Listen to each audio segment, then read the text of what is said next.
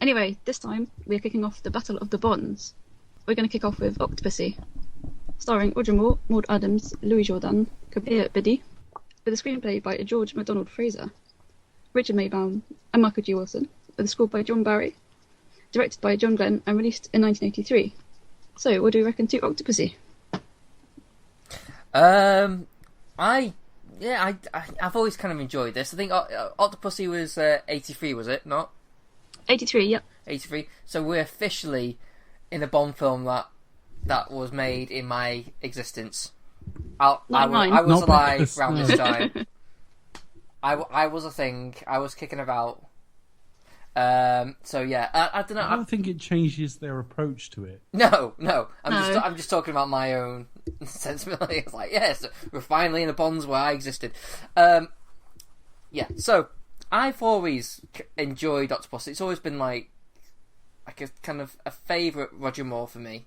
Not sure why. I think I've just always kind of grown up with it. I've always had a good sense of fun about it, and I still today enjoy it. I think it's a bit of an odd mix. I think it's probably the most Roger Moore film that Roger Moore has done in terms of his Bond films. I know Spy's a favourite, but I think this is more like the typical Roger Moore thing. You know, if you say throw on a typical Roger Moore James Bond film, this is it for me. This is the classic example. I mean, we've got Live and Let Die, which is a bit darker, a bit of a curveball James Bond, you know, and we've done Spy. I think that's probably is what most people consider, not Dave, obviously, but it's a swan song. But yeah, I think this is probably not to say the best, but his most typical Bond film, and I enjoy it for the most part, even though it's messy in places. Yeah, that's it. It's like when people tend to slag off. Sorry, when they tend to diss the Roger Moore movies, this is the sort of period that they tend to talk about the most. To kind of really, he's getting on a little bit, and you can see he doesn't do his own stunts. Yeah, I completely agree there. It's one of the most cheesy ones that he's done, and it's one of the most enjoyable as well. What do you reckon, Dave? I just think this is this is all the cliches of Roger Moore writ large. Because if you said to somebody who doesn't like Roger Moore, why don't you like Roger Moore? I think they would describe this film. They would describe somebody who's way too old in the role, massively mismatched on age to his leading lady, tonally unsettled films in that, like, some dark bits juxtaposed with incredibly goofy humour, none of that humour particularly funny. Really flat direction. That's more about the fact that, like, John Glenn was there at this point. And it's just, this film does... Oh, and the other thing, of course, is that all of Roger Moore's films are about sort of 2 hours 5, 2 hours 10, and they feel much longer. So, yeah, I didn't have a good time with this film. I've never had a good time with this film, and I tried really, really hard tonight. I want to like this film, or I at least want to understand why some people don't hate it. But it's the Bond film I've seen least, and I honestly think at this point his age is ruinous. Oh dear. It isn't just a question of, well, he's a bit too old. Well, he was too old last week. He was a bit too old in Moonraker if we really push it. But he's even older next time around. The film was good. Whereas now, if you start, talking about the pluses and minuses of the film, his age is actually a problem. To me, I don't think, thinking about the film now, I don't think he looks... I think he looks about the same as he did last week in For Your Eyes Only. I think, yes, he is too old, there's no getting around that, but I think we've all kind of come used to it. I mean, by View to a Kill, I think it's the one where it is really prevalent. It's become beyond a joke now. But yeah, it's really obvious there, isn't it? But this time round, I mean, I've kind of personally said it. I think this is the one he should have. He should have, like, this should have been his last one. This is the one that you should have said. All right, no, I'm out. I'm done now. Because I think by next time it becomes I find it hard to believe anyone can defend him being in this one. I mean, this is ludicrous now. If he had like white wait till next week. well, if he had white hair, he would be Leslie Nielsen. He would. I mean, if you go back to Live and Let Die, he's never been my Bond, but he had this sort of suave, less action-oriented take on the role, and it kind of fitted that film, and it fitted the next one, and it fitted... I mean, I'm not the biggest fan of The Spy Who Loved Me or Moonraker, but none of those films did I have a real problem with him. But now we're at the point where they are constantly throwing in more and more humour that we'll talk about as we get through the film. None of that humour's funny. I love comedy. I like to be made to laugh, but none of it works at this point. And you have got an old man, and his hair is like frozen in place. So whatever like action he goes through, he looks completely like smooth at the end of it. And it's just coming off as a complete parody of itself. I mean, I said this a few weeks ago when I think it was Moonraker. I said this is in the same series as From Russia with Love, and I say it again this week. This is in the same series as From Russia with Love. You see, yeah, I did think, and I think about like Die Another Day and things like that, and you just think, but part of me thinks this is just ridiculous, then the other part of me just like, well, this is just amazing, look how far it's come. You know? True, absolutely, but don't forget somebody gets killed with like a circular saw being dropped through being dropped down. Yeah, there's some dark bits in this, and it's a bit like, I mean, I've talked about it when it comes to the humour and the dialogue before. I often think of the Star Wars prequels, that George Lucas says, oh, it's for kids. And then you look at all this like limb removal and trade disputes and taxes, and you think, well, that's not for kids, is it? Surely. And I look at this and I think, who's it for? When we get to the Q scene later, I'm looking at a very, very pervy old man now, and none of it really works. He can't do action anymore. His sidekick, VJ Armitage. I mean, you would honestly think from the humour in this film that VJ Armitage was like Bjorn Borg. And when you go and look at his record, he did fuck all in tennis. I mean, he really did. I mean, it's like me being pictured with a tennis racket once, and suddenly like tennis is like linked with me forevermore. It's like this guy did nothing in tennis. The furthest he ever got in a Grand Slam was the quarterfinal. And yet, like, tee-hee-hee, tennis all the way through. None of this film works at all. I honestly think his age is now ruinous, because they are at the point that everything about this film, all the goofy humour is, but he can't do action, so let's make it funny.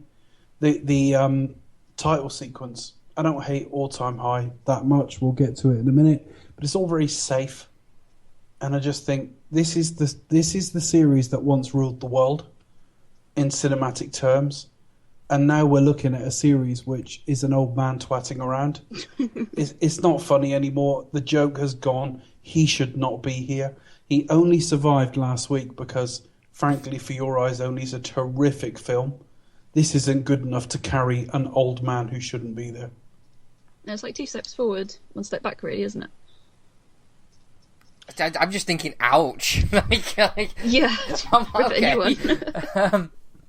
I don't know. It's just, I guess it's the opinion of where you stand with Roger Moore. I guess I think this film works a lot better if you kind of, if you kind of grown up with these films, kind of with this, the fact that he's Roger, he's too old, but we don't mind. You know, there's kind of like a. You know, it's almost kind of Chris, funny. Chris, you got to remember, every Bond film is somebody's first. Yeah. And it's easy for us that by the time we got to Octopussy, we'd seen other films, albeit some of them might have been later. But whatever it is, that like Octopussy wasn't our first. So when we get to it, we've already got like a pre-existing idea of Roger Moore or whatever. And if that's positive, we go, well, he's too old, but what the hell, we like him. Well, no wonder this series was in decline. Because if you took the Mission Impossible series and instead of having Tom Cruise there, you had Leslie Nielsen, it's more or less the same thing. You just go, well, this guy is seriously retarding the way we look at this. With Leslie Nielsen as well, they kind of be constantly making jokes about his age, whereas with Bond, you can't really do that so much, I guess. Well, I mean, it's really obvious. I mean, we must go through the film in order, but we get to the Moneypenny scene. Oh, God. It is a complete parody.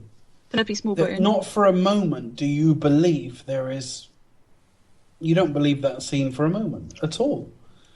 You know, I came into this series really loathing Roger Moore as James Bond, and we got to Live and Let Die, and I knew we had several weeks ahead of ourselves, so I really sort of tried to be positive, and I quite liked him in Live and Let Die, with some caveats. I liked him in The Man with the Golden Gun, which wasn't a very good film, but he wasn't the problem. And it went on all the way through that there were things about him I didn't like, but the films were all kind of getting by, and he wasn't ruinous. By now, it just looks like a joke. It really does. It looks like, you know, you're trying to make like a Pirelli calendar with like lots of attractive women in bikinis, and you've hired like Emily Bishop from Coronation Street. And it's just like, well, that's not appropriate. You might like that woman, you might not want to knock her age, but she shouldn't be doing that job. At this point, Roger Moore should not be doing this job. So how well... It's too old. So Dave, how well did this film perform then? Like... It's very similar to the last one. I can't remember the US box office. I do remember the budget. The budget was $27.5 million, which is about $500,000 less than last week. But that's almost margin of error. That's almost, you know, who else is in the film, what are you paying your co-stars, etc. So it's a very similar budget to last year. We'll talk about it next week a little bit more because we're going to get to Never Say Never Again. And these films were in direct competition. But as I recall, it did $182 million. Which is pretty much Spy Love Me money. This series is kind of stagnant at the moment. It's not doing badly, but it's neither growing nor falling away. It's all right. It's doing okay. I think the problem with it is, I mean, obviously, Bond has its audience. I mean, going back to like the time this was out, Bond had its audience, but it just needed a change, and I think they knew it. I think Roger knew it. I think he wanted to go after Moonraker, really. But yeah, like I just think they for whatever reason they struggled to make a decision, or they struggled to find the right person to take over. I've got to defend Roger Moore here because I've just been really harsh on this film, and I've meant everything I said. But the fact is, Roger Moore was contracted until The Spy Who Loved Me. After that, it's been like film by film. Now, he made vague noises before For Your Eyes Only, and so they started looking at other people, but it was all very not sure, and Roger signed up quite quickly. But after For Your Eyes Only, Roger Moore was really pretty sure he wanted to leave, and so we've got Michael Billington for about the fifth time. Being screen tested. We've got James Brolin, Lewis Collins, and others.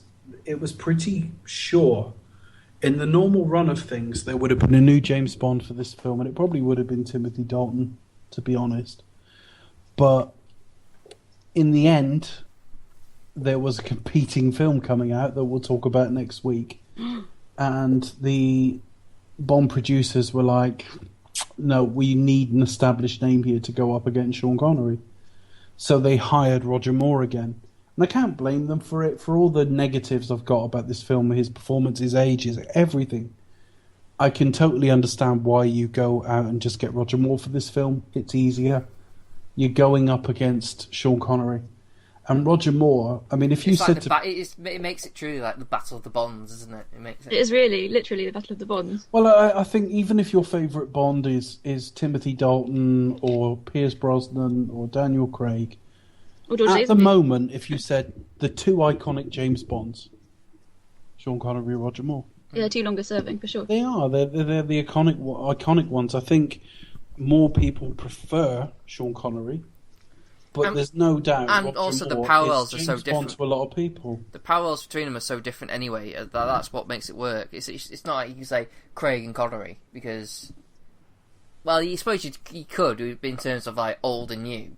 But they're so different as well. But back then as well, it's like, you know, because Roger's take was vastly different to what Sean's take was. It makes it a lot more interesting. Well, I think when we get to Pierce Brosnan, like or hate him, one of the things that Roger Moore has really stuck out for this time is like that big deep voice of his. He's got kind of a lot of gravitas and he stands out in the role. Whereas when we get to Brosnan, he's got kind of quite a reedy voice. So, you know, I've got quite a lot of respect for Roger Moore. He's grown in my estimation across this series. He's suave. But we're now at the point that, like, I remember all the cliched bits about him. Ridiculously too old.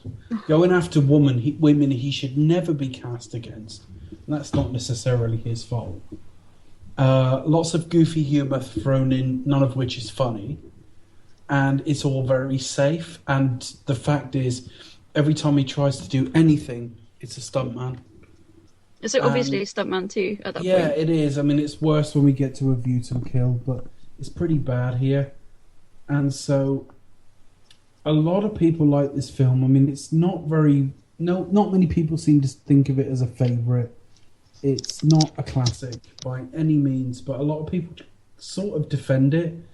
And I'm struggling with why. And maybe as we go through the film in a minute, I'll sort of find out why.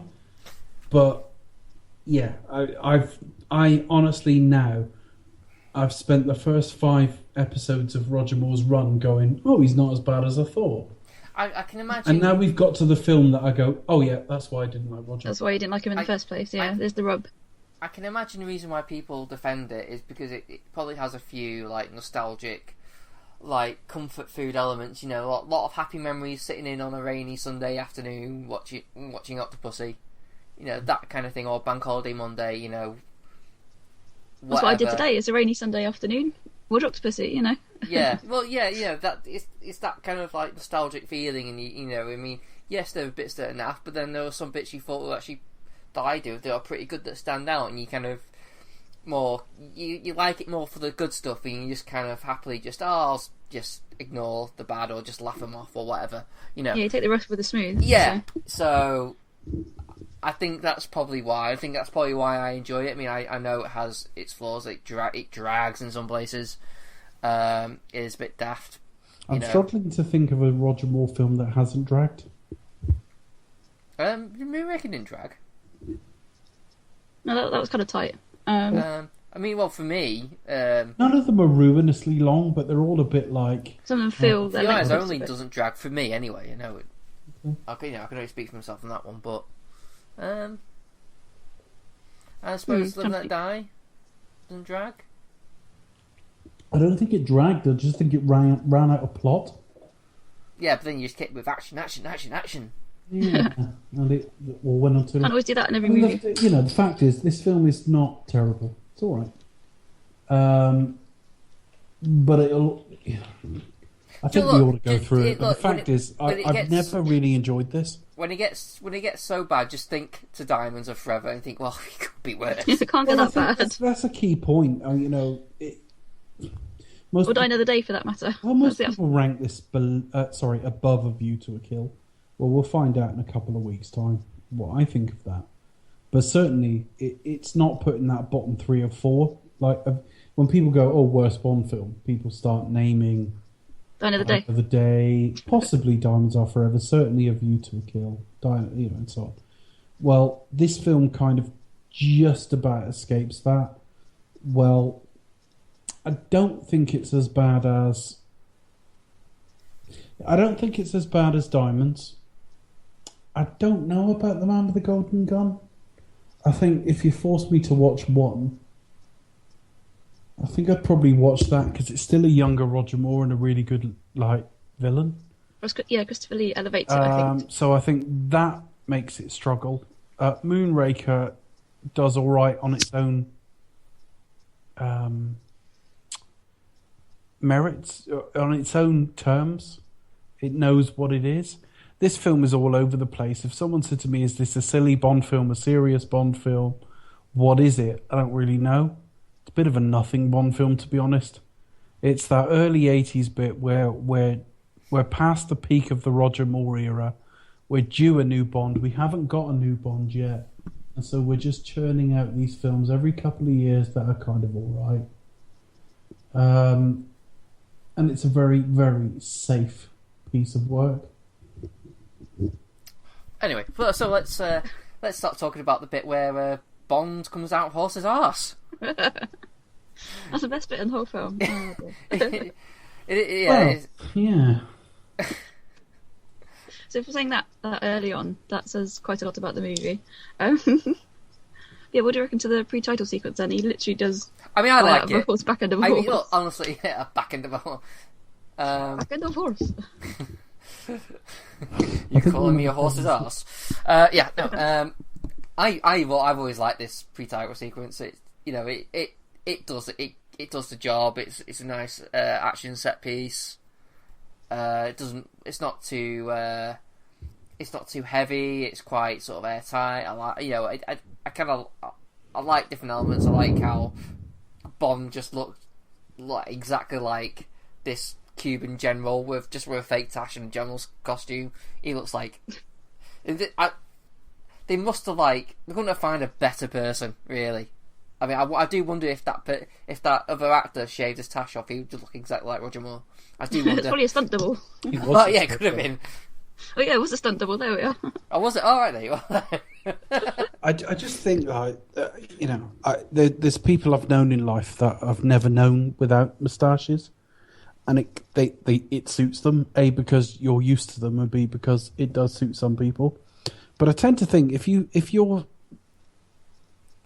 got a leading man that's bordering on too old, a moustache doesn't tend to help. No, it makes him look a bit older. It does. Probably... I mean, Roger Moore is too old at this point, and they stick a tash on him straight away, on top of his leathery tan, and it's just suddenly like, oh, this looks fucking stupid. I watched it think he looks alright with a tash. Especially on Blu-ray as well. This does look even more... But that's because you love him, Chris. Oh, yeah. I love a good Roger. What can I say? Yeah, we aren't going to stop saying those jokes. It's not actually about... I mean, if you take his age out of it, it's not a bad sequence, actually. Yeah. Not a bad pre-title at all. I like it. It's pretty airtight. He goes to... I think it's Cuba. Is it Cuba? Yes. Right. Yeah.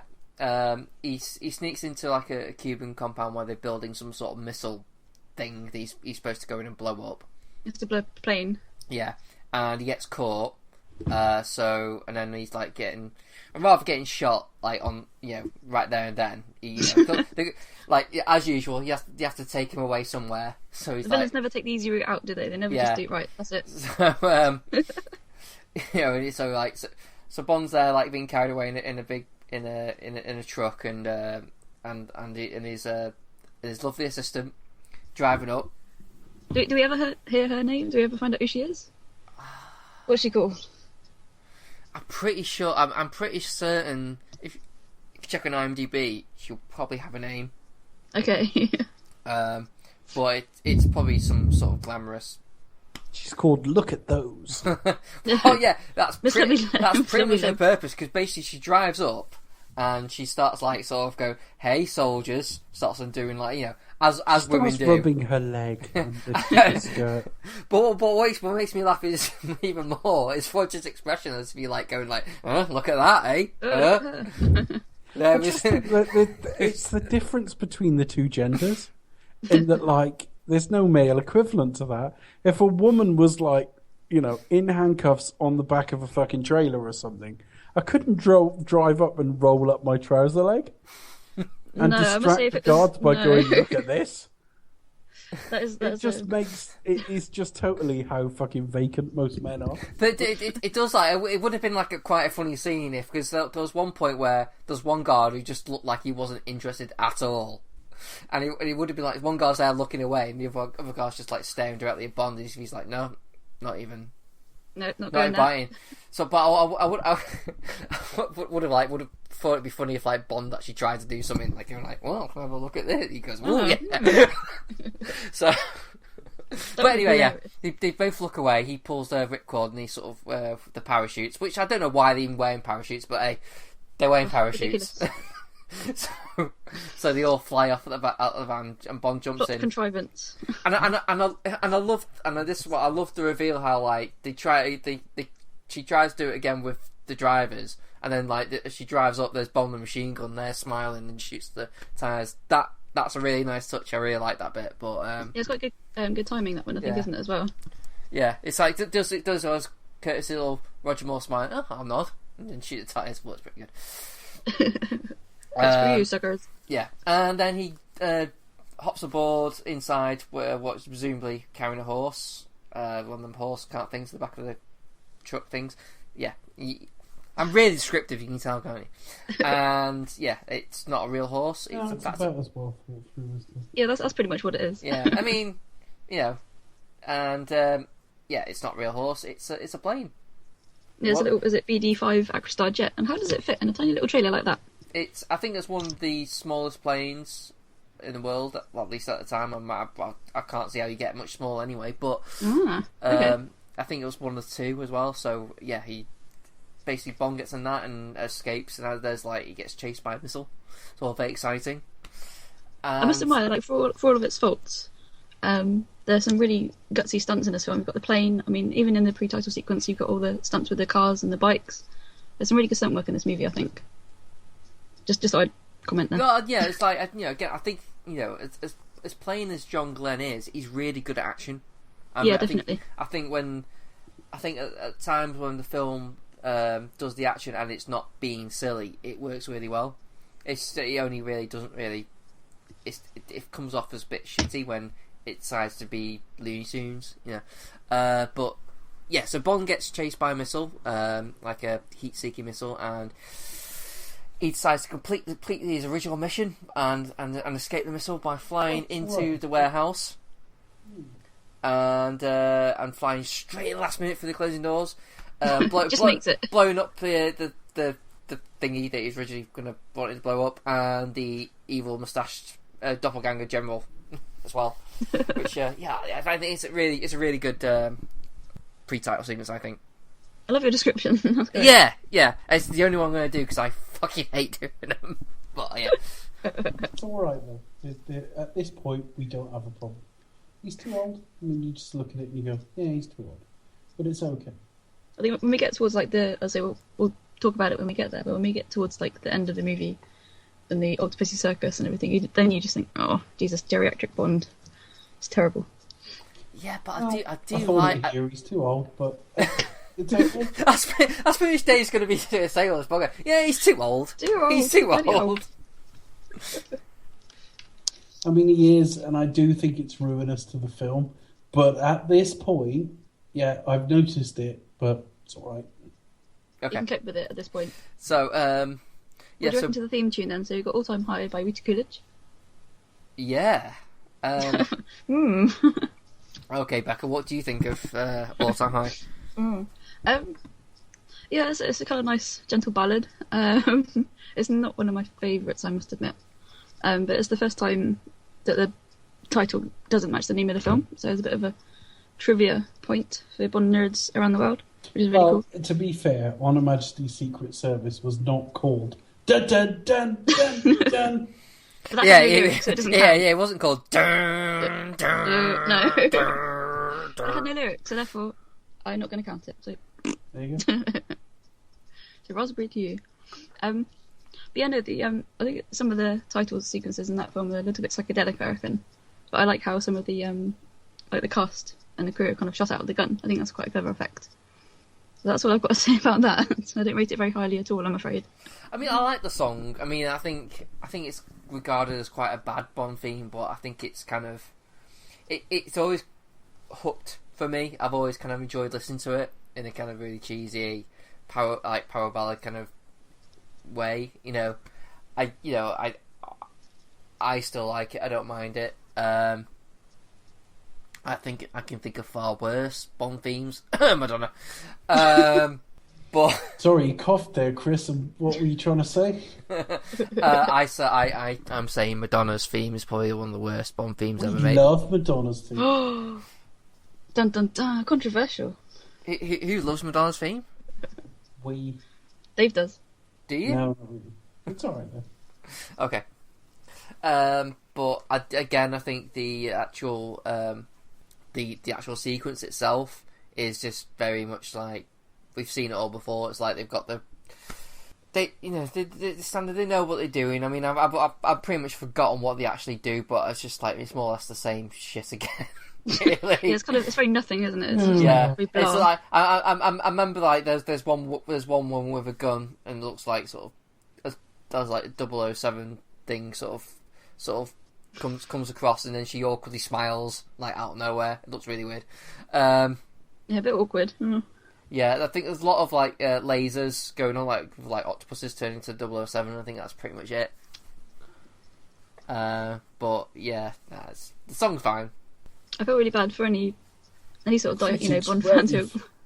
This is it. Critics rave at it. It's amazing. But no, I feel really bad for any fans who are like, "Oh yeah, Octopussy is my favourite," and we're just going to be complete downer on it. So it's like, oh, no, sorry. I'm very fond of Octopussy. But it's not without its issues. I mean, we have to be honest. Who wouldn't like pink pussies? That could be very useful, What for, Becca? Well, it wouldn't be handy if you're allergic to cat hair, for example. Sorry? Oh, I see what you mean. Okay. Anyway, so from the title sequence, we go to East Germany. You did well to keep that silence down to like a couple of seconds. Anyway, yes. Where are we next, Becca? Oh, hold on, my face hurts. That's throwing her off now. So we go from the title sequence to East Germany and we see 009. Well, we don't know he's 009, but we're told that later on, so spoiler alert. Yeah, he's basically just a clown being chased by twins with knives. Mishka and Gdishka. I forget which is which. I don't know, but... I don't think it matters. Aren't they the women No. like Robbie Coltrane was rubbing their legs? They got brilliant, like... one thing for the 80s, I mean, all the hair looks amazing. You've got I was going to say a completely different word there, like bouffant going on. And just the hair is absolutely so stylish all the way through. Even Stephen Burkoff, who has none. So... Get to Stephen Burkoff. We'll get to him, don't worry. Yeah, we'll get to him, don't worry. But, yes, he's being followed by two knife-throwing twins. He's got a Fabergé egg, which is very interesting. Very interesting, yeah. Basically he gets chased through the woods, he gets hit in the back with a knife, we think he's dead, but he somehow survives and manages to get to like an ambassador's ball, and I mean, the thing that struck me with this viewing is how he managed, in a clown costume, with a knife in his back, to actually go through security undetected, like, and his big shoes as well. Yeah, and like kind of fall through, like fall. Yeah, I was like, how did you get in? And also, if you're being chased by two twins with like you can throw knives, right? Take off the stupid clown shoes. I mean, come on. I mean, I know he's a secret agent, but seriously, you'd think, right, okay, I better just stop just for 5 seconds because I'd probably be running a lot better without these stupid fucking things. He called his own downfall, really, didn't he? He didn't get rid of the clown costume, and there's no practicalities at all, so it's just like, sod it. But I think it serves as a visual cue as well, because obviously Bond will do that later on in the film. Yeah, oddly Bond puts on the same clown costume. It's weird. Very strange. Yeah, with makeup and all as well, didn't you? It's a bit creepy, I think. If you're scared of clowns, then this movie, it's not the film for you, really. Well, no, it's not the film for you, but I mean, anything Roger does in this film is a massive turn on, surely. But so we have a good opening, and we get straight to M's office. We introduce a new M. Oh yes, new M. His name I can't remember. Robert Brown. That's the one, Brown John, that's the one. No, not Robert Brown John, Robert Brown. Robert Brown, that was it. Robert Brown was somebody else. Yeah. Okay, do that bit again, Dave, sorry. That's all. Robert Brown John was the guy who did From Russia With Love. Yes, he did. Completely different. Robert Brown is an old friend of Roger Moore's. Roger Moore suggested him. And, he was brought in as M. And funny thing is, I think of him as having quite a long era as M, but it's only 4 films. Yeah. It's done by License to Kill. Yeah, it's only for the remainder of the Moore era and Timothy Dalton. Yeah, absolutely. He's not my favourite Bond, but as time's gone by and I look at him, it doesn't bother me. He's okay. Yeah, I mean, usually he's backed up by the Ministry of Defence. I mean, he is in this film anyway, which kind of, I think... Yeah, it does look like the minister just, like... hangs about. For a coffee and sits around. I mean, I think that's, like, deliberate, because I think his is kind of very forward, but I think the Ministry of Defence kind of, like, throws in the crankiness that Bernard Lee would had as well.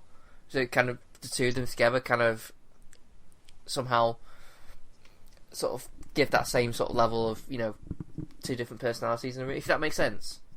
Yeah, trying to go for the continuation, really, aren't they? Because, Robert Brown's very much like, to the point, said, well done, Sam, better get to it. He's very much not as... He's not as... He's not Judi Dench, and he's not, you know, Bernard Lee, but, you know, it's okay, it's a safe pair of hands, it's fine, you know. It'd be a lot less jarring otherwise, I think. But you can also tell that he's still got that, like he trusts Bond as well. Is it right? Okay, get on with it. Yeah, there is like I'm trying to remember one. I think it is in the scene where he kind of smiles at when he sets Bond off on his mission or something when he goes off to the auction, the Fabergé. You know, it's like kind of like there's a little bit of like he kind of secretly gets what Bond's doing. He's like kind of smile, a little bit of a smile when he leaves. So yeah, the right man for the job. Yeah. So yeah, but basically Bond sort of learns about death of is it 009? 009? Yeah, 009. Yeah. And it's like, oh, we've got no leads. Well, we've got one lead. There's Fabergé. Fabergé. It's kind of a revenge mission, almost a little bit, but not quite. There's a different this going might on be in the this movie. most random thing ever thrown into a Bond film. A Fabergé. I mean, Fabergé. it's a bit like we've got a lead and he holds up like a bottle of toilet duck. It's just like Fabergé egg. Property of a lady. Where'd you get that from? It's so random. Oh dear me. But yeah, that's another thing. Like we talked earlier about how this film is kind of like tonally all over the place. You've got like 3 or 4 different plots going on. It's really confused as well. So you've got like revenge plot, Fabergé egg, which is cover for a nuclear attack. You think, what the hell? Oh, yeah, they just layer upon layer upon layer. It's like stick to one story, you know. But... Yeah, it is pretty confusing. I think this is probably why it loses Dave, because it just kind of like, okay, so what's this bit about Fabergé got to do with got to do with a nuclear war or something. I'm struggling already because I mean, the era started okay. I like Live and Let Die, and then basically until For Your Eyes Only, I didn't really like it, and that film got by despite Roger Moore being too old on the basis that it was just a very good film. And so I'm now on his 6th Bond film. I've enjoyed 2 of them. He's now fucking ancient. And they've got absolutely no idea what they want to do with these. It's just like, well, we got to do a Bond film. I don't know, some fucking espionage bollocks. And like women love him. So, you know, he turns up at like Moneypenny's office. Moneypenny now looks like fucking... Well, she looks a bit like a Force ghost. Oh, I mean, she died several years ago, I'm convinced. that's horrible. Right? And she introduces Penelope Smallbone, who apparently on set she couldn't help calling Penelope Smallbush. And it's this young woman, and they're basically hanging around Roger Moore, who's now basically He's the guy who turns up with the Werther's original and does the crossword with you. And when he goes into M's office, they both simultaneously cream their pants. Now, that's very cheesy. Oh my god, very cheesy scene. Now, the thing is, it's played for comedy only in as much as, they both like him. It's not meant to be comedic, I don't think, that they both like him and Lucky's fucking ancient. So they've made not much allowance for the fact that they've got an old man in the lead role. And I just think at this point, if the film wasn't already dead, that kills it. Because I don't mind a bit of humour, but fuck off. This isn't working. You've got a very old woman trying to play kind of early middle age with a very young woman beside her, and they're both creaming themselves about Grandad and his Werther's originals. And it doesn't work. This is so far not off to a very good start. No, they make the whole sight gag of obviously Smallbone being considerably younger than both Bond and Moneypenny. Obviously, is that Bond, humour? not being Is that humour? If one of us goes and stands next to somebody 30 or 40 years younger or older than us, is that immediately comedic? No, the whole thing just doesn't work. It's one of the low points in the film for me. And again, his hair is now frozen in place. It didn't move. What was the hairspray?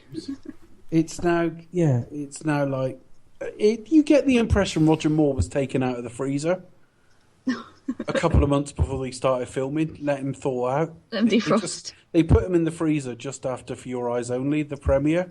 Poor old Roger. So he's had 18 months in deep freeze, and he's come out basically thinking he's got an erection, but it's just frozen. And it just, at this point, we have a problem. Whatever the film turns out to be, and we'll go through it in a minute, at this point, we've got a problem. We have got a man who is just ludicrously too old. Okay, so you've established that Roger's too old. Have I mentioned that? By the way, listen, no, never. I hadn't thought about this. Can I just point out Roger Moore's too old at this point? No, you don't say. Yeah. I think when we get to A View to a Kill in a few weeks' time, Jesus, I'm just going to facelift. I'm gonna have to look past it. He looks younger by He's lost the mole. When does he lose the mole? Yeah, we talked. And not only that, yeah. he's got Patrick McNee beside him. And by comparison, he looks like youthful and sexy. The dream team. This might be the worst Roger Moore performance in the entire run he has.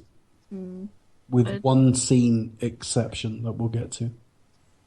I think I'll wait a couple of weeks for that one. Okay. But there's no counting for taste. But it's bloody ludicrous. This year we've got 2 Bond films coming out, and the leading men have a combined age of 108. This is just fucking stupid. And their leading women have a combined age of, I don't know, fucking 50 or something. It's just, what? It's ridiculous. Yeah. But I think, Sean, must say, when we do, Never Say Never Again, I think Sean does look a little bit worse for wear, bless him. So we get to the auction scene. Now, I have to say, I'm going to be really harsh on this film, and I have already. Like the scene. I think the scene's really good. Yeah. It's a very typical.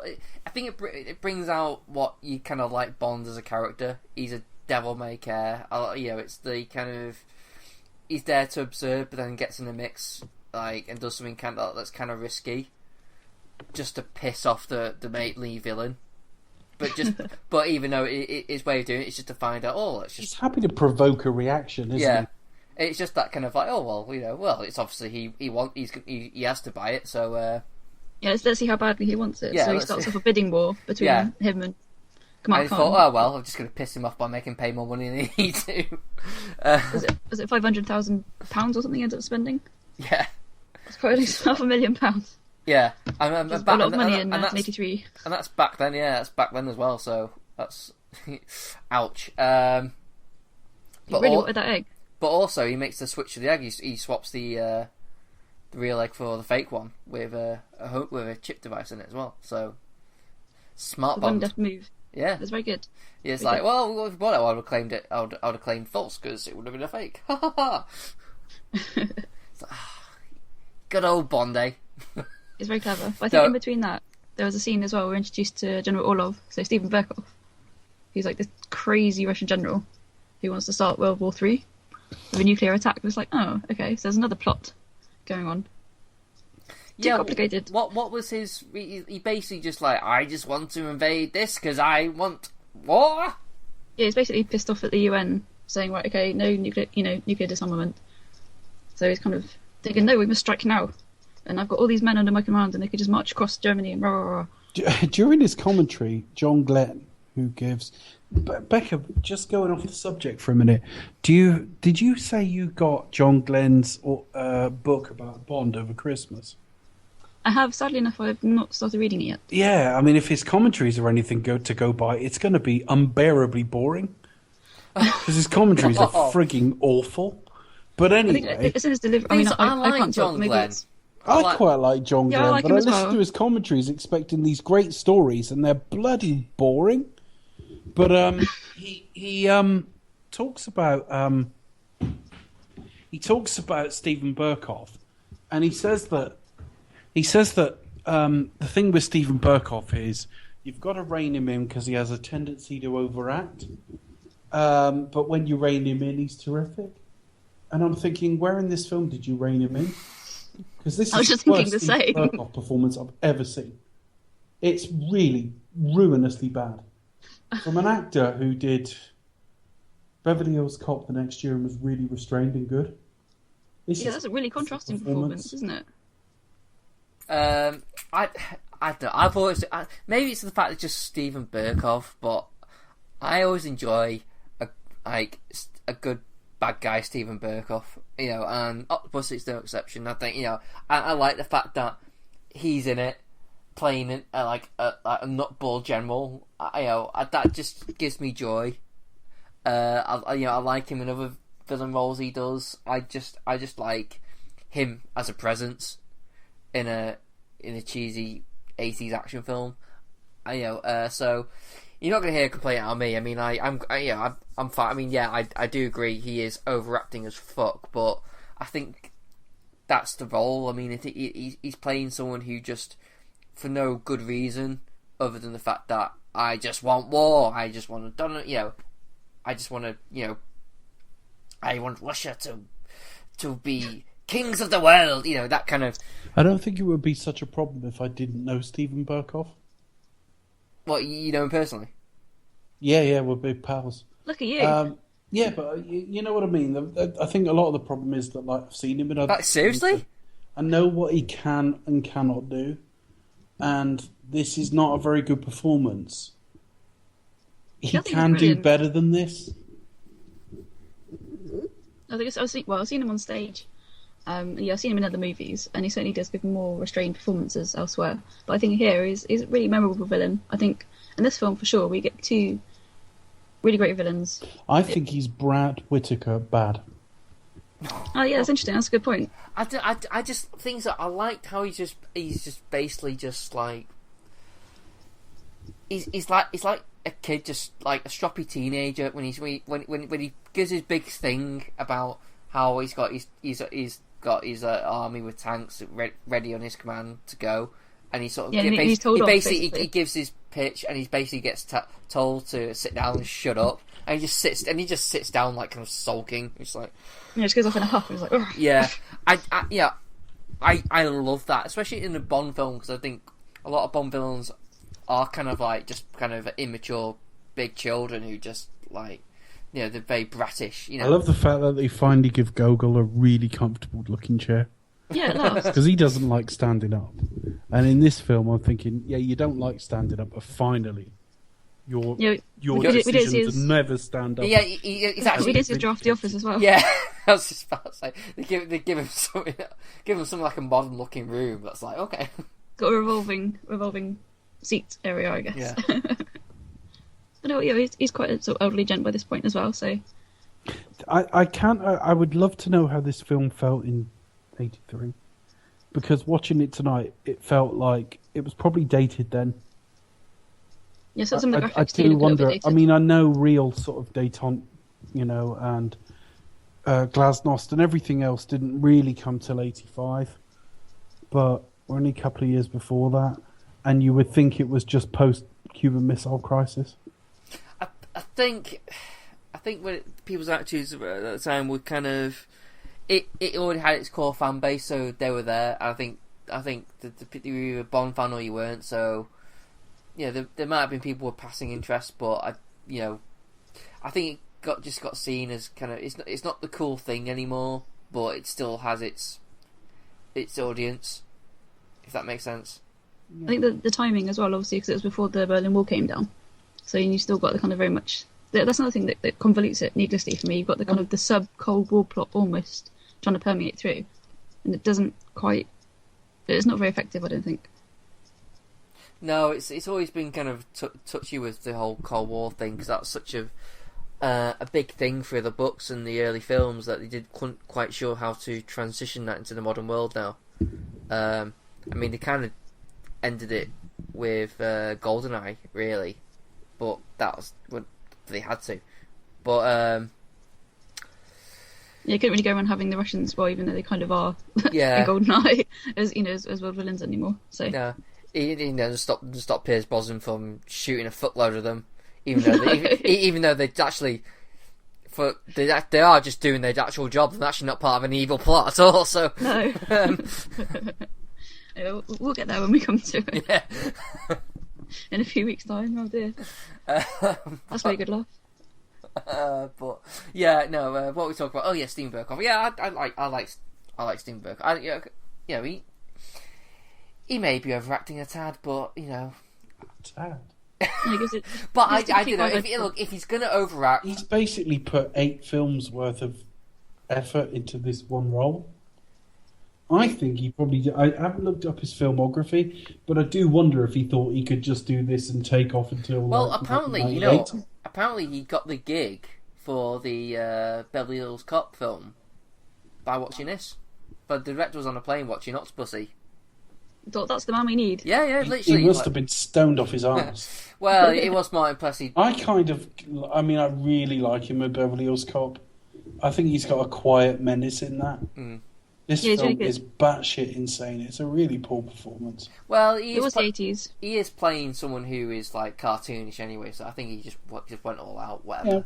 Yeah, okay. Why not? It is an 80s old Roger Moore Bond I'm film. starting to sound like I'm not fond. Oh, really? Yeah. Oh. What, of the film? Yeah. Never. No. Okay. Is it because Roger Moore's too old? I haven't mentioned that, have I? Roger Moore in this film, if I haven't mentioned it already. He's quite old. Does his age ruin the film for you? I find it completely ruinous, Chris. That's going to be the tagline for this podcast. It is ruinous. Yeah. Oh, Heaven help you. This film I do like. I mean, I think Steven Berkoff is terrible. We've suddenly parachuted in the worst M, which is jarring at this point. It gets better. By the time you get to something like License to Kill, you're kind of used him. Not a country club, 007. We're not a country club. No. Well, that's what he says, isn't he? Yes, but just to clarify to our listeners, we're not a country club. No, sadly we're not a country Disclaimer, club, no. we are not yet. No, we're a mansion house. And we've got a very nice shower too. We do. As seen on our Twitter feed. I know. Just one shower, 3 of us. Think of that, folks. Yeah, but there isn't an awful lot in this film I like, but it isn't just Roger Moore. I think it's got a really bad villain, but who do you call the villain in this film? Carmel Khan. Yeah, see, on that basis, the villain's really good, because I like Carmel Khan. Yeah, he is the main villain. I mean, the film does try and sort of put a bit of mystery of the fact that it's Octopussy who's the main villain, but it's not. Not really, though, is she? No. Which nobody buys for a second. No. So Roger Moore needs to screw somebody at the end. The look on his face, oh my God, the final, the bit where the very ending of the film, where he's like, "Oh, James," the look on his face is just absolutely sublime. It's priceless. Mm. That's the one thing that brings me joy. It's hilarious. What, the look on Roger Moore's face? Yeah, literally the very last scene of the film, before she goes, "Oh, James," and he's like, "Right," when he's all laid up with his leg in a Does cast and anyone everything. think like the last bit at the end, like no one really thought like of a humorous pun? Did it anyone end for on? a second think, oh, he looks really hurt? No, he don't believe that for a second. Anyway. Okay, so we're losing track here, folks. Let's get back on it. Anyway. Well, we're talking about Octopussy. So, okay, By so... our standard, that's amazing. We've not mentioned Lethal Weapon or anything. India. Yeah, so, hang on, so... Cairo! Yes, at this point, Bond goes to India, okay? And because at the auction, he sees Kamal Khan, and he sort of pisses him off. And he goes, oh, well, it's the lead. It's obviously, we'll follow him. And what happens, Becca? Goes to India. Okay, and he meets his tennis mate. Oh, dear. No, Okay. it's a bit funny, isn't it? Because it's kind of... for all the globe hopping down the Bond movies, I think we have London, East Germany by way of Peterborough, and then back to India again, well, Udaipur.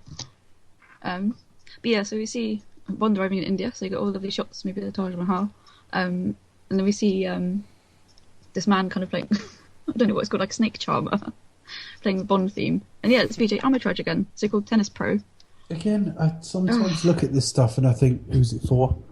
Because really silly moment. do the makers of this film think grown adults of our age are sat in a cinema laughing at this? It's not funny. But it's played for humour, it's breaking the fourth wall, and it's kind of, oh, what a tune. And it's just like, who's that aimed at? That is George Lucas, Star Wars prequels level humour, where you're just like leveraging things that are just a little bit goofy, not very funny, not that interesting, and why bother? The other thing is, as he's blowing on that fucking pipe to make, flute or whatever it is, it's the most wooden acting I've ever seen. He doesn't look like an actor for a second. He's playing this not very funny scene, and it comes off, not only is it not funny, but it comes off as really self-conscious. We're trying to be funny here. Laugh, everyone. No, he's an athlete rather than an actor. And yeah, he is. And unfortunately, it shows. And it's not even like he was successful. They haven't snagged Arthur Ashe to do this. They've snagged the guy who got knocked out in the last 16. And I thought, well, he's from India and he's tennis pro, so let's have him in. Hey, everyone, Guy Fabergé. It's like, let's not get too excited here. They could have got someone who's been in Bollywood films, couldn't they? Yeah, they could have, to be honest. Well, that would have been more of a draw, because it would have been, that he's that really big actor in India. Would have got. Well, I'd have rushed to my cinema back then. Well, no, but in India it would have made more sense. Anyway, so but I don't mind him. He's not an actor, but he's a friendly presence. And it's like, it's all you need. He's someone who's basically going to be killed off. I think he meets Grizzly in 40 minutes this time. In 1983. I watch it now and I think, well, he's clearly somebody from another era. And then you go and look him up, and he wasn't that successful. So you go, well, it must have felt at the time like an in-joke nobody got. Like, here's this guy, and it's like, who is he? Unless you were a tennis fan, you wouldn't have a clue. You're not going to recognise him, really. Unless you're a Bond fan, you know that he's in this movie and think, oh, yeah. Yeah, but they really do. I think the film really does try. In case you didn't know, he's a tennis player, because in that big chase sequence, he grabs a tennis racket and starts fighting with it in a really bad way. Tennis fans have to look in more than one direction to see the ball. It's not inherently hilarious. And when I talked about the Roger Moore era in the first couple of episodes, it's this kind of shit I was talking about. It's not funny, any of it. You've got an ancient leading man with a terrible sidekick and a load of not very funny visual jokes. And it's like, look, and that's the level of the humour. None of this is working for me at all. Please get better. Where is it going? Please, Becca, tell me, is this getting better? Obviously not. Oh, no. I like to think it does, though. I mean, because we're given the kind of obligatory plot sort of device where they explain the plot and tell us a little bit about Kamal Khan. So Louis Jourdan, who played Dracula, of all characters, and they find that he's a bit of a sharp hand backgammon. I think that's great where they kind of the dice game. Yeah, loaded dice. He's a cheat, people. Watch out. But he has a bit of a swerve off between Bond and Kamal, which I think is they tried to out smooth each other, out swerve each other, which is very cool. I think.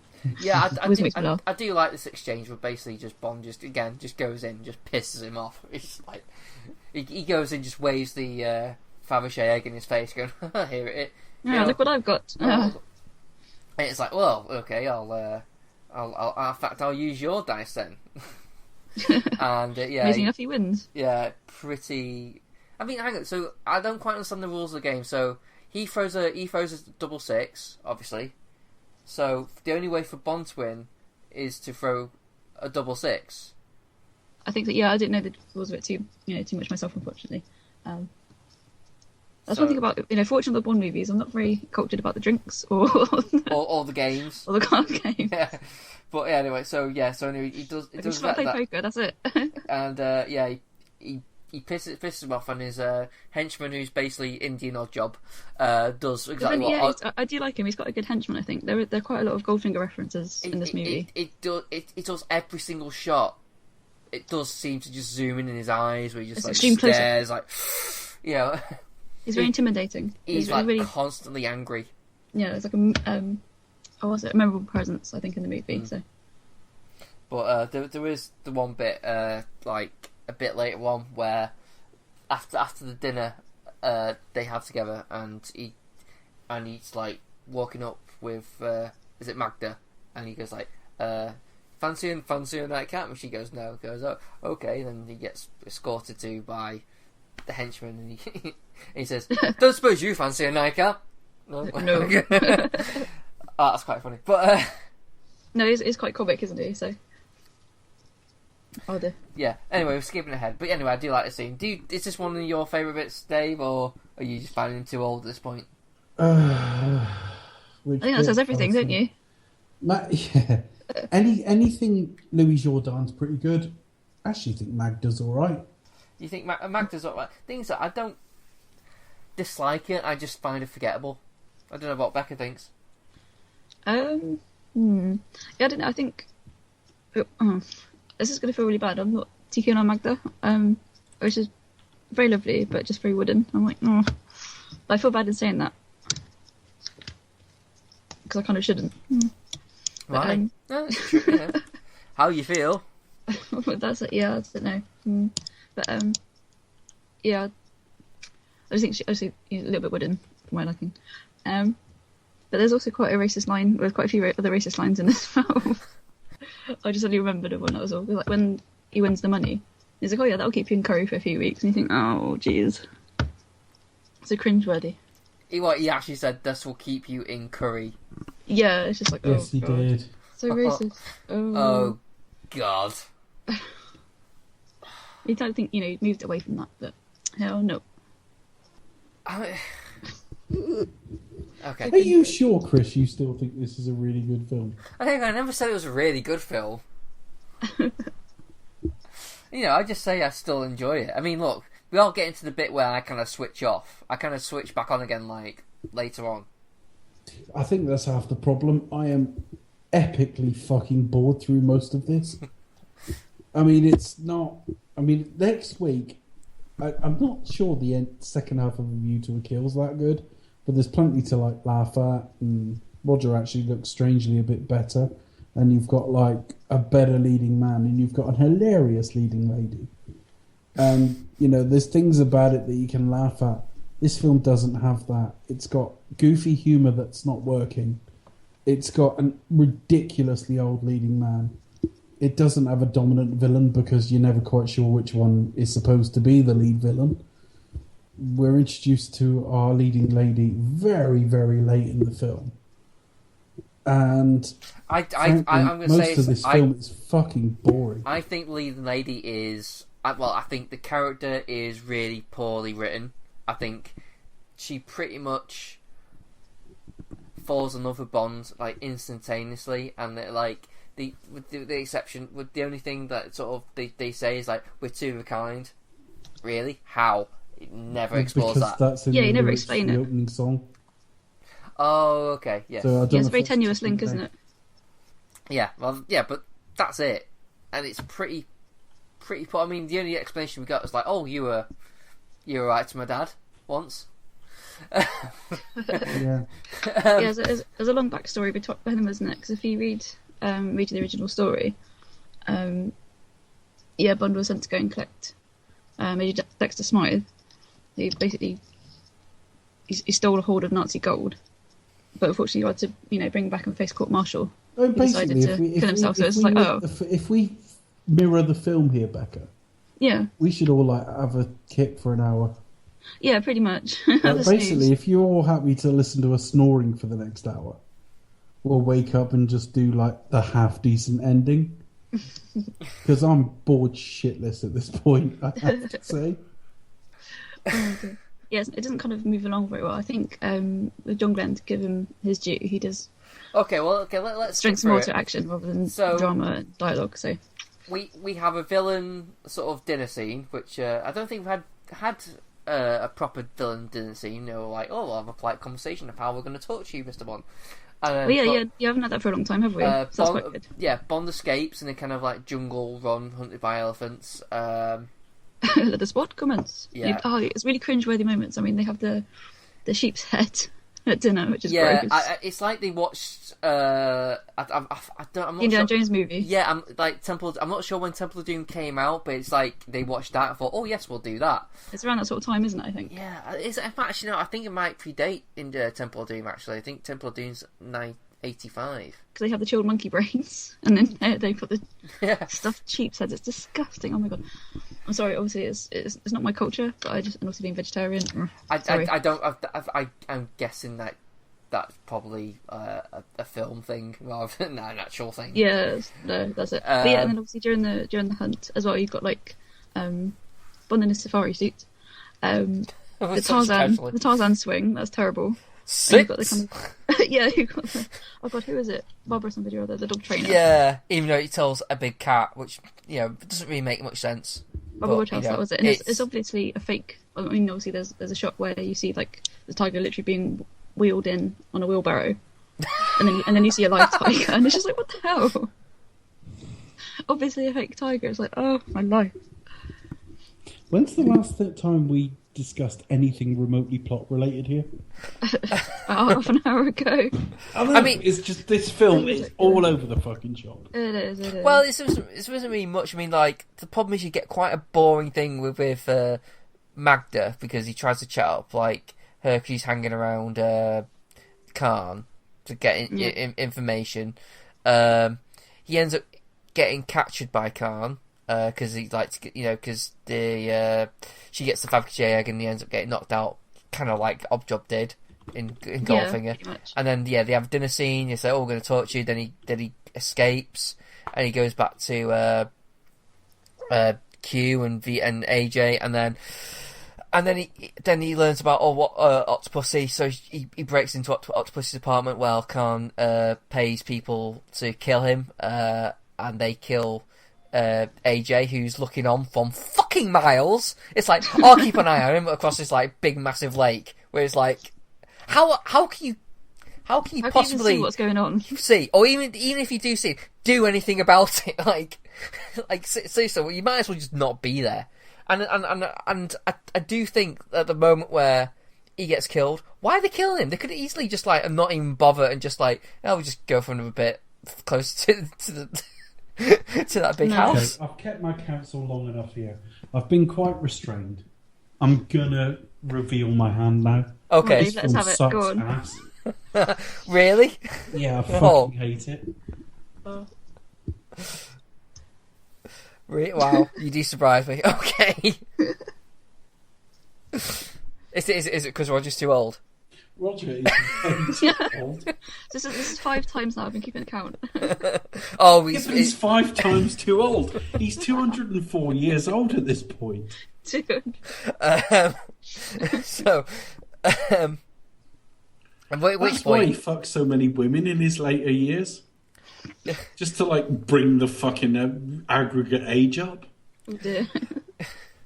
So it's this point the romance starts between Maud Adams and Roger Moore, and it's completely rushed. But It is, you don't spend enough time on it, really. I think that's. I mean, I do like Octopussy as a character, but I think the relationship between her and Bond is just they don't spend any time on it at all. It's like, right, okay, no, you killed my father, that's it, bang, and it's like, oh, really? yeah. But there you are. Anyway, but Kamal Khan has a nice line saying like, Mr. Bond, you have a nasty habit of surviving. Yeah, he has some good lines in this movie, didn't he? Yeah, he is one of the best parts about the film. Let's be honest. And what happens next? Is that a bit on the train then? Does that happen then? Oh yeah, we see the crocodile sub as well, which is quite good fun. But yeah, then pretty much we kind of. Oh yeah, that's the point. There's a big fight on the guys try to kill Bond, and then Bond gets away. Well, Octopussy thinks that Bond's died, got eaten alive by sharks. And again, I will point out the guy supposed to get eaten clearly has a super scoot on. It's like so obvious, a isn't it? super scoot. Yeah, super scoot, a super suit, a scoot. Oh my god, a scuba suit on. I just thought, hang on, what the fuck, Oh. Yeah, he gets eaten by a crocodile, but you can obviously see a, breathing apparatus attached to it. Ooh, ridiculous. So anyway, so now we get to the point where we know there's going to be a bomb is going to go off on a US air base. And, oh no, that's Zurich, isn't it? Yeah, Zurich. and that's gonna trigger World War III apparently, in some sort of convoluted way. They're gonna like move in and disrupt something.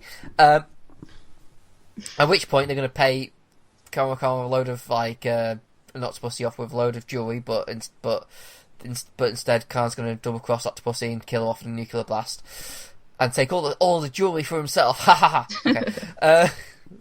I kind of think the jewels are just a ruse, though, isn't it? It's a cover story, basically. Because she's, the Octopussy cult was like a smuggling ring, basically.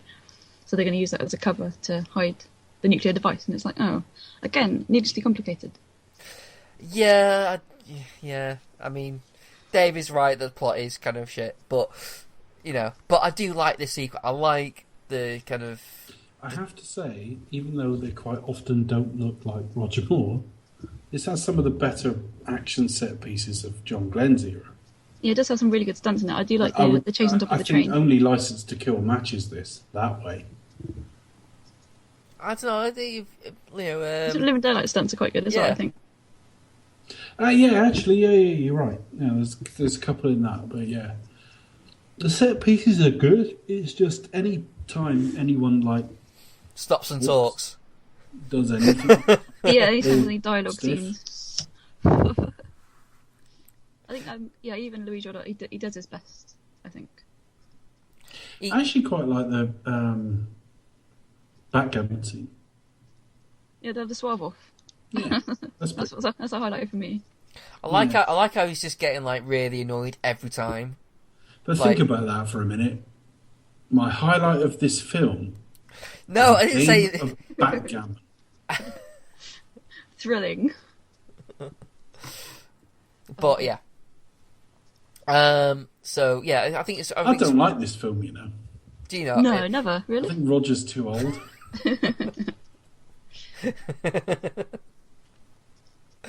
Well, why? What's his age do? Well, he's 204 years old at this point, so it skews the average age of leading men in Hollywood at this point. And it also means that any woman who goes up against him has to deal with like deep heat liniment and Werther's Originals. Oh, poor Rod. So just to clarify, folks, this film's crap. He thinks of Roger Moore. He does look like he would smell of Werther's Originals, doesn't he? Actually, I think he'd smell vaguely of Rory Mints. snuff. Snuff? Yeah. Oh dear. Okay, I won't get into that. So Old Spice. His knob would smell like mint humbugs. I'm just convinced that, like, you would be convinced he'd be an old man and it would all be lacking in hygiene. So you'd have to have a sweet as you went down there. Mint humbugs last quite well, so that's what his helmet would smell of.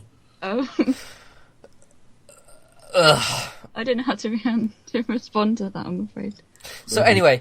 We haven't even mentioned the chat. So anyway, there's like a big... No, we don't. So anyway, to get things back on track, there's a big chase scene with the train.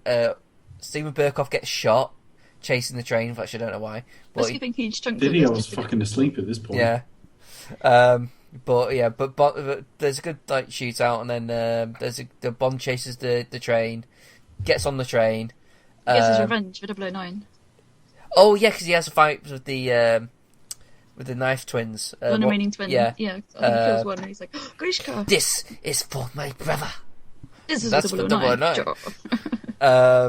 Yeah, but I really like the scene that follows it, where he actually dresses up as a clown. It's one of his 5 costume changes in that whole sequence. Best scene in the film. What about when he was in a gorilla suit as well? He's there like when they're not the best scene. No. Just to clarify, checks his watch. Clown good, gorilla bad. Okay. Yeah, but it is generally good because it's I think, and I'll be honest, it is the only part of the film that's actually tense. Yeah, the team, because you got the countdown. Well, I was pretty tense all the way through. I was like, oh, for fuck's sake, finish! Get on with it, hurry up. This film. I'm guessing you didn't like this film, Dave. Anyway. Oh, my face. Oh my so God. anyway, I like this bit, even though it's kind of Roger's got dressed up as a clown, looks ridiculous. But have you got doubts because he's too old, Chris? Probably.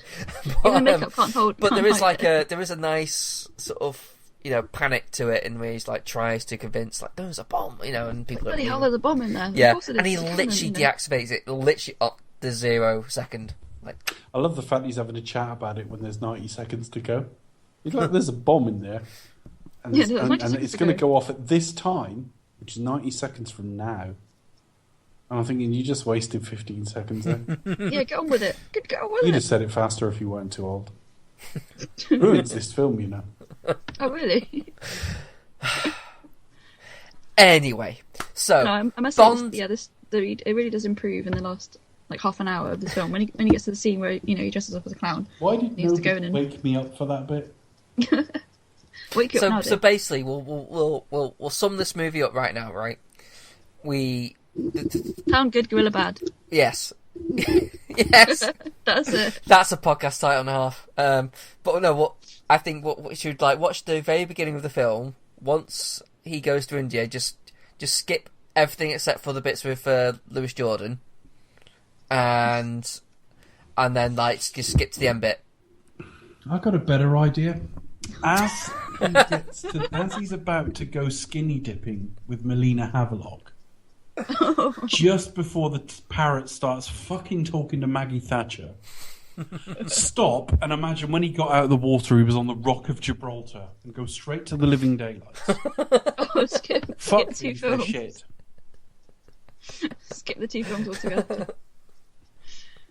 It's not a bad idea, but then again, you miss out on Christopher Walken goodness. Yeah, he makes that movie. Actually, oh my God. I will. I think, and we're 2 weeks away, so I can't say for certain. I think I'm going to rank A View to a Kill above this. I think you are. I think you are as well, actually. No, I really do, because I'm not saying this isn't a better film, but I hate it. It's really fucking boring.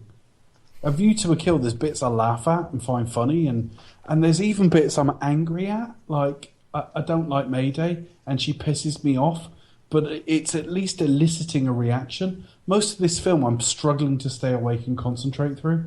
It's really bad. For that reason, it's so boring. And boring is the worst thing you can be. I'm feeling this might be worse than Diamonds for you. No. Okay. I don't know, actually. Now that surprises me. It's possible. I don't think so. I think I was just about to give you a good reason why it's not as bad as Diamonds, and then I realised I've got nothing to defend this fucking thing with. Well, it's not as bad as Diamonds because, and then I realised there's no words after because. No. Well, I think, for all its faults, Diamonds is entertaining. Whereas, like, with this, No, it's it just not. has... Well, no, it's funny. When? Winton Kid? I don't know. It's funny when I go off the point and talk about carrier fucking pigeons. It's got nothing to do with the film. Anyway. So basically we have Hear Chris's frustrations, listeners. He really wants to talk about the film. Anyway. So do I'm just trying to get to the end. It's like, right, okay. We get to the end. There's a big hot air balloon, Q's in it, and he gets some action from and a bunch of belly dancers. Have we missed the tits close up? Oh yeah, we have. We missed the Q scene entirely. It's not really interesting. That's another example, though. You've got a man who's 204 years old going, "Look, tits!" God, I just remember that bit. I sincerely hope. Look, Q. He is literally zooming in on boobs. Fucking cleavage. And it's like, I'll show you the crack of my ass if you're that fucking turned on by it. I mean, look, I was going to how much of a shit character they built up Octopussy as this strong female woman who's got like her own army of female smuggler. She's a tremendous advert for the blow wave. And literally, like, as they try to confront Khan, she gets taken hostage, and she's a damsel in distress for the entire thing. It's like, well, you're girl power right there. An inspector, isn't it? Pretty much, she's shown up to be this really strong woman. She's out for revenge, yeah. And really, she's damsel in distress and gets a good slapping off Govinda at the end. Yeah, basically. Jesus. So it's like, that's not very well handled. So. I mean, I do like the idea that Bond just jumps on a plane, just on top of a plane, just hangs on. And so there's a big scene where it's obviously not Roger as well. Well, I expect this to be Roger, but like find a stuntman that looks vaguely like him. And the problem is, how do you find a stuntman that looks like he's 204? I sincerely hope Roger doesn't listen to this. I'm so sorry. Roger, I love you. Oh. No, I don't actually. You're fucking rubbish as James Bond. So, that's pretty much it. I think we've kind of reached the end now because Kamal basically killed off in the plane crash. Yeah, and it's like, oh, James. Yeah, and roll credits. Yeah, and is it Godber? Govinda, that's the one. Govinda, yeah. Right. I was going to say Godber was Spy Beckinsale's character from Porridge. I was going to say, yeah, from Did he get? The one thing I noticed is that he clearly had a parachute. Like, and I know obviously he would have had a parachute when he got kicked off the plane, but it don't matter at the moment. This is nice, safe entertainment for everybody. Basically, Bond gets the girl. That's credit for all. Bond gets the girl. Yeah. Immediately, it just comes off a bit, dodgy pedo scout leader. It's just. It's just absolutely ruinous, and the thing is, it's not inherently his age, because I cannot imagine Daniel Craig at 55 looking this much of a fucking old man. And Roger Moore's aged quite well. I mean, he looked better in the role in his mid-40s than Connery ever would. But there's nothing left at this point. They've got nothing else left to do with the character. It's all goofy humour. None of it's very funny. He's put against leading ladies that are decades younger than him. It's embarrassing. I think there's like a 20-year gap between him and Maud Adams. Sorry? Is there like a 20-year gap or something between him and Maud Adams? That's comparatively not bad, actually. No, well, it might be 20 exactly, but like it's just, it's not working. None of it's working. You can't do the action anymore. And it's such a shame because last week they proved that you can work around an old man in the role. I don't like this film, by the way. I think we should do a commentary with Octopussy. Yeah, that'd be a good laugh. I will happily swap you Live and Let Die for Octopussy. And we should do Octopussy and A View to a Kill. All the while going, Bond's too old. It's tempting. It's tempting. Now let's do it then, why not? It's tempting. I don't know. Well, why don't we throw out to listeners what do they say? Well, I don't know, because you won't. Because they're the ones who are going to have to listen to it. Let's face it. We can mention it on Twitter and see what they say. Yeah. But I think with the how did they get made as well? I think people are asking for us to do a commentary on A View to a Kill because that's when he really, really is too old.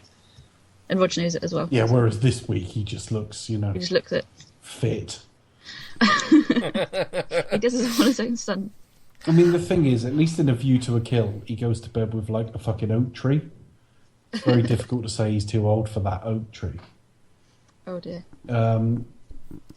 I honestly, I've really feared's the wrong word. I was always worried about doing Octopussy because I know there's a lot of people out there who think it's underrated and all the rest of it. But I've always been bored by it. And I thought, no, I'll sit down properly and I'll do all the special features. And I like the previous film. And I've not had a problem with Roger all the way through, even though his films aren't that good. So I thought, I'll be okay with this. Sat down and watched it tonight. Still hate it. Still think it's incredibly dull. This series, if this was the standard from then on, it would never have got to now. This series would have died. Because this is offering me nothing at this point, except a plane flying out of a horse's arse. It does start with a plane and end with a plane. Does it? I've never been awake at the end. What happens? I've just suddenly realised. I just thought out loud. Oh, yeah. Isn't that amazing? Yeah. Wow, ladies, isn't it just? You're all wet listening to this now. So, what's coming up next, Becca? I love the way Chris said last week, this is our shortest ever podcast. Which it wasn't, actually. We've done a couple of shorts. Actually, no. Oh, well, yes. We're struggling to get past that now. It is Man with the Golden Gun length, isn't it? It is. It is. I mean, the thing is, hour and a half. I say last week, yeah, Man with the Gold Gun was a while ago, but it came out at about an hour and 40. We haven't even recorded for that long yet, and there's bound to be a bit of editing and shit at the start. And you think, well, Dr. No was a bit shorter, and I think the intro episode was a bit shorter. And that's about it. I think they've all run a bit longer than that. We're at an era that has nothing to say. They're quite boring films to research. I said that last week with For Your Eyes Only. What saved that film was the film was good. But this is a too old leading man, and everyone's been in the role too long. It needs a change of personnel. Not just Bond, it needs a change of personnel. Full stop. No, Because everything after... You could happily stop. You could happily watch Live and Let Die For Your Eyes Only and then skip straight to The Living Daylights because the rest of Roger Moore era is a waste of time. The thing is, it's like what I said. I thought, Moonraker should have been Roger's last, and he should have, because For Your Eyes Only would have been a perfect film for a harder Bond to come in. Yeah. To kick off like a new era of a Bond, and you wouldn't necessarily had these problems as you do now. No. I mean, the thing is, I have to admit that anyone listening, most people like The Spy Who Loved Me.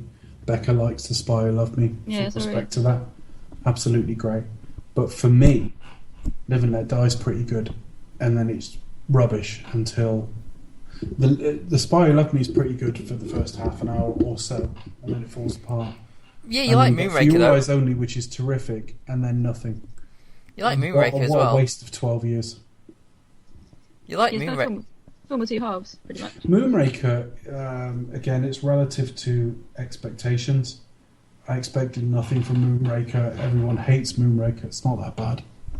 Jax makes a great villain. Again, this is all relative. The most of the Roger Moore era is disappointing, but it's not.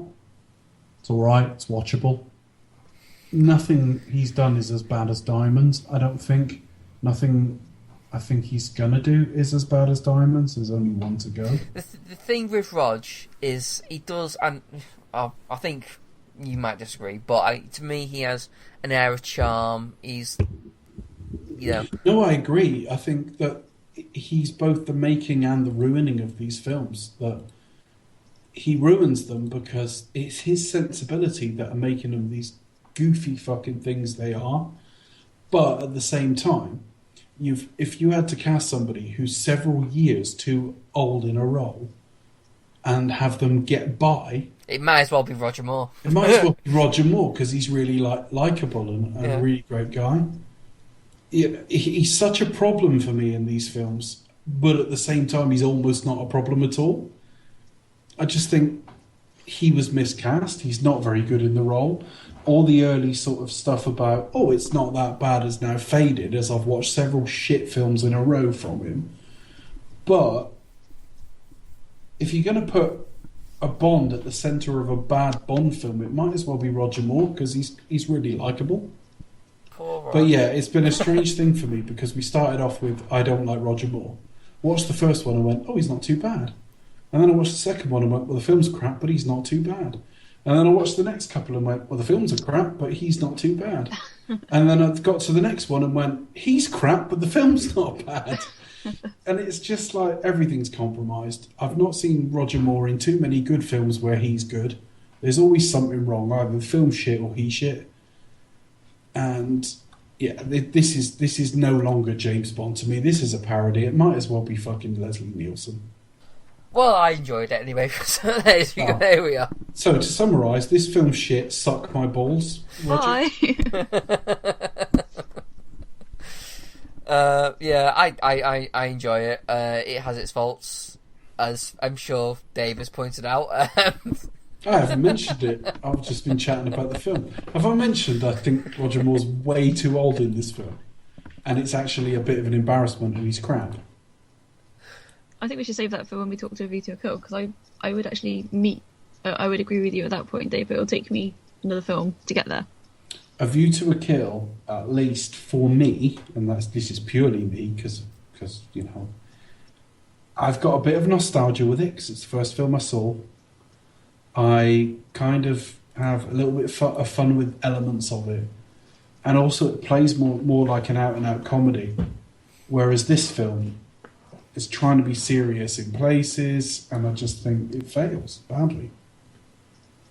I think it's very uneven. I think there was like production wanted to go for the typical silly Roger Moore humour, and I think like John Glenn wanted like a more harder action movie like the previous one. Well, last week, and I think it just... and his last film and The Living Daylights. I mean, really, of John Glenn's era, you've got this and A View to a Kill that are like the goofier ones.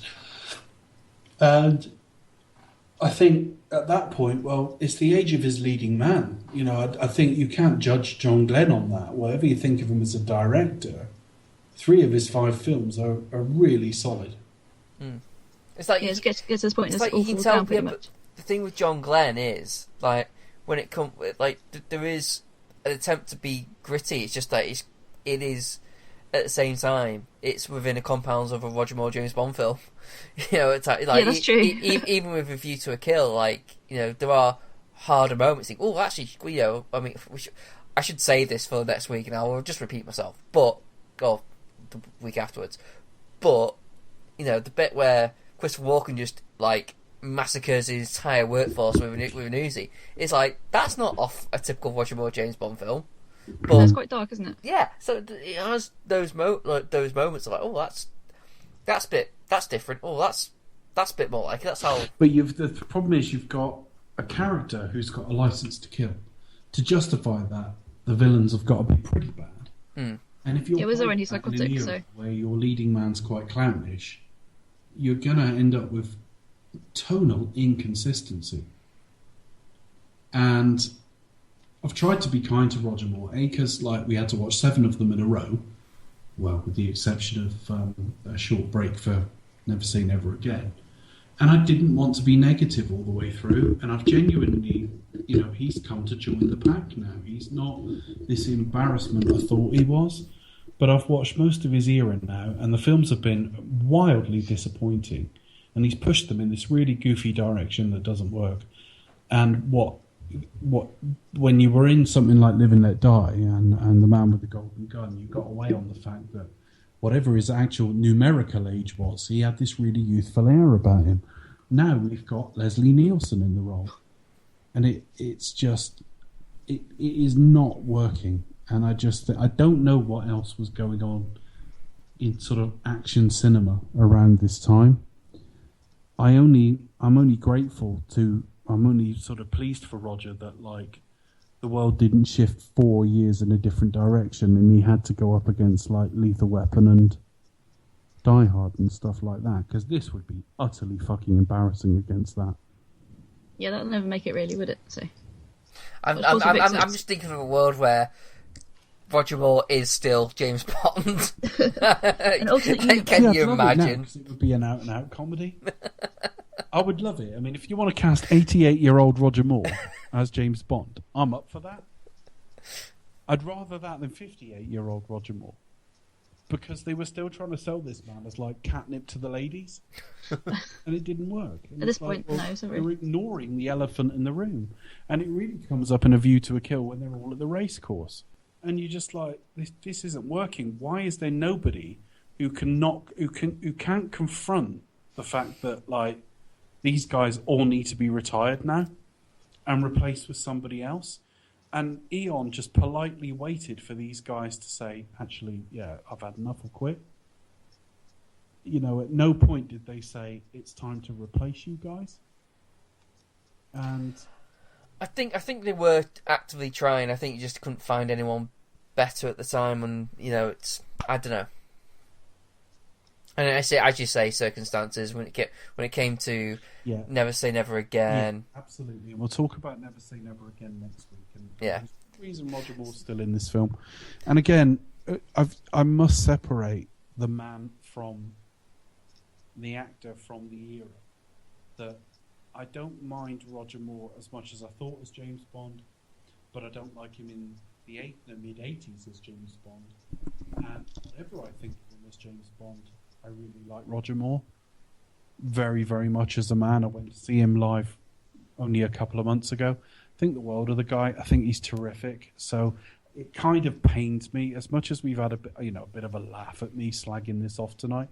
It kind of pains me to do this because he's a great guy, and these films are like comfortable enough to watch, but they could have been really good. There were people out there in the early 80s like Lewis Collins, like Timothy Dalton, that could have made good films of this. But instead, you've got this old man there constantly mugging and playing it for laughs. And I'd be fine if they were funny, they're not.